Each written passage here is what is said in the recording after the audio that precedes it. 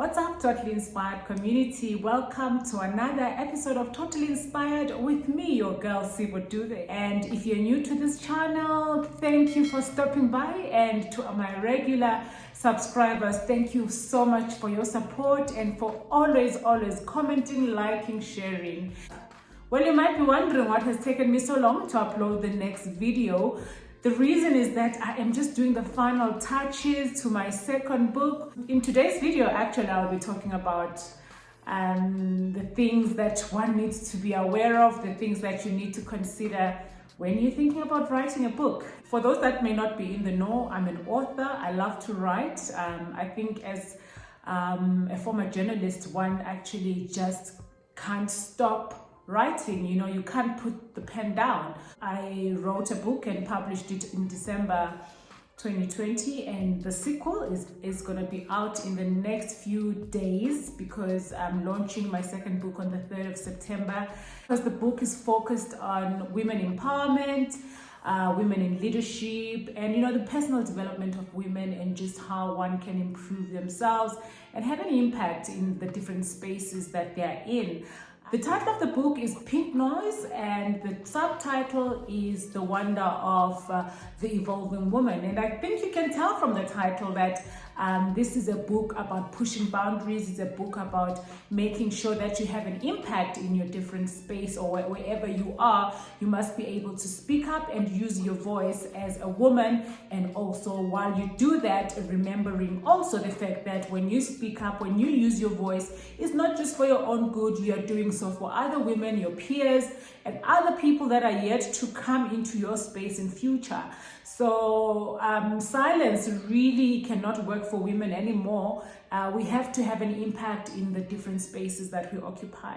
But coming back to today's topic, I just want to walk you through the steps of actually writing and being able to publish a book based on my experience, given that this is now my second book. So the first thing you need to take into account is asking yourself the question, do you have the commitment and the mental ability, mental strength and resilience to actually write a whole book? I think for me, what I realized that the commitment was not an issue for me, because I already knew that I had so many ideas that I wanted to share, and I knew my area of passion, and I knew what exactly I wanted to speak about, and I knew that this had to touch on women and the way that they're able to grow themselves, develop themselves in the corporate space, in their personal space, and also in other areas of their lives that they are involved in. So the mental energy, now you really need lots and lots of that, because sometimes you might find that ideas are not flowing the way you want them to flow. No 2 days are the same. So the one day you find that you've got a whole lot of ideas that you want to unpack, and then there are days when you've got a dry spell, you don't have that many ideas. But I always say that when it comes to a subject matter that one is passionate about, you will always have that excitement and that zeal to say something or write something, because the ideas are already there. And someone once asked me, where do you get the time? Where do you get the time to do that? And my answer is very simple. Passion finds time. Passion finds time. If you're passionate enough about something, you will find the time, you will create the space in your busy schedule to actually do something about writing, taking what you have in your mind and writing it down into a book. And then the other thing is that when you are going to write a book, you must be willing to develop unfamiliar skills. Some people may just be good with writing, but maybe are not good with research. Depending on the type of book that you are writing, sometimes you might find that you need to research some more and find more information, so that you are giving your reader as much information as possible on the subject matter of your choice. So you need to dedicate time to researching on areas that might add value to your storyline, to your narrative, so that when your readers read, they are reading correct information, accurate information, and relevant information, because you need to keep your readers informed and up to date on things that are actually relevant and contemporary, unless of course you're writing a history book. But as much as possible, you need to do research, you need to sharpen your skills in writing, because the sentences must make sense, they must flow, and the reader must be able to follow the narrative of your piece of work and see the logic behind what you're saying or writing about. The other skill that you may need to develop when you decide to write a book is being able to be your own editor. Before you can actually take your work for someone else to look at, you must be able to critique your work, look at it and see if it's a true representation of exactly what you wanted to present or project in your storyline. And so that's another skill that you might find you need to develop. Another thing is consistency. When you write a book, you must just make sure you pace yourself up for consistent writing and developing of your storyline and ensuring that each single day you are progressing. If you take a break in between, chances are you leave your manuscript halfway, you procrastinate, and things are just not going to flow. And when you do that, even the reader will be able to pick up that the flow of ideas is no longer the same. So when you pick a momentum, don't drop the momentum for the flow of your story, for the flow of your narrative, because if you lose the momentum in between, your storyline is likely to be impacted. So you must decide as the writer, am I going to spend an hour every day developing the book and developing the content, or am I going to dedicate 3 days in a week for me to do that? So define your timelines, define the consistent pace that you're going to follow for you to be able to carry on with your writing so that you don't lose the momentum. The storyline should remain the same. And once you have decided what topic you're going to write on, it's important that you hone in on the idea so that there is a single storyline and not a storyline that will make the reader a bit confused what the main focus is. So hone in on your subject matter, hone in on your topic. I decided I will focus on the personal development of women, the evolving nature of a woman, and her being able to use her voice in the different spaces that she occupies, be it corporate, business, family, or just in society in general. So hone in on your topic so that the reader can actually see what the main focus and what the main topic of the book is. Don't be all over the place, don't be haphazard, don't touch on too many subjects.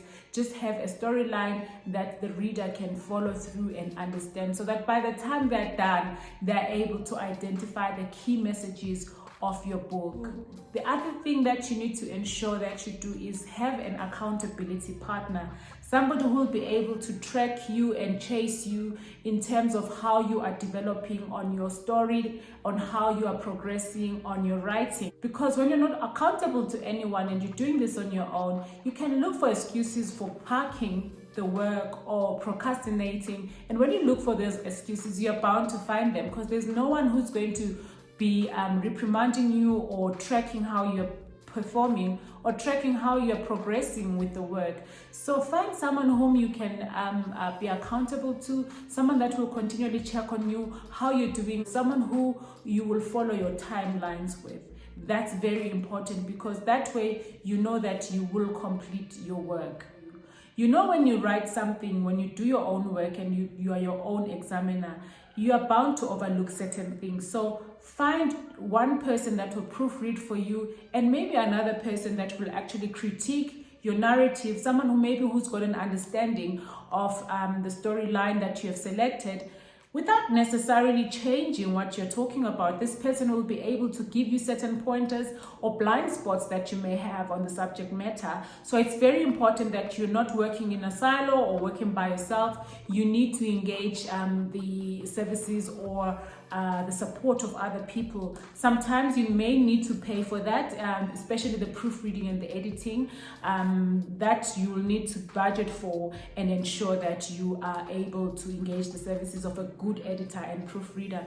There's nothing as embarrassing as publishing a book and you go as far as printing and distributing, only to find out that there are very small mistakes that you could have avoided. It really does not look right. As a writer, you should be able to get somebody that is able to assist you in that regard. Publishing a book requires certain financial expenditures and commitments. I've already mentioned the issue of finding someone to edit and proofread your stuff. You need to make sure that you engage the services of someone that you can afford. The printing of the book in itself, you need to also budget for that. The graphic designing and the typesetting, all that requires money. Photography, if you're going to do special kind of photography for the cover of your book and the cover design, the graphic designing of all that, that is all stuff that needs to be budgeted for. And if you're like me and you're going to have a book launch, you need to sit down and do the number crunching to see how that's going to play out. So make sure that you've got a decent budget to support that project. With time, you might just start realizing some of the benefits of that, the financial benefits when you start making sales. But the sales obviously need you to be aggressive for you to be able to actually break even or exceed the amount of money that you spent on the project. I do hope that this has helped somebody who's been curious about how they can write their first book. It's not as simple as I'm putting it. It's a lot of hard work, lots of long nights, sleepless nights, and if you're juggling with other responsibilities, it can be taxing on its own. I must say my second book took me a little bit longer than my first one. The first one, I was really excited about it, and I think I also had a bit of time on my hands, so I worked a lot faster. The second one was a bit of a challenge because even after I wrote it, I even lost my manuscript at some point due to change of laptops, and I sort of had to scramble with bits and pieces of what I'd written. So it's really a lot of work. It's not as easy as it looks, but if you're committed, you're dedicated, and you're passionate about whatever you're writing, it is possible. I hope I have also challenged anyone that's been doubting whether they do have the capacity or the ability to write a book to actually go back to the drawing board and consider writing something. There's nothing as powerful as a written work. It lasts and lasts forever. So thank you very much for watching this video, and I do hope you will comment, like, share and subscribe. Until next time, do keep inspiring.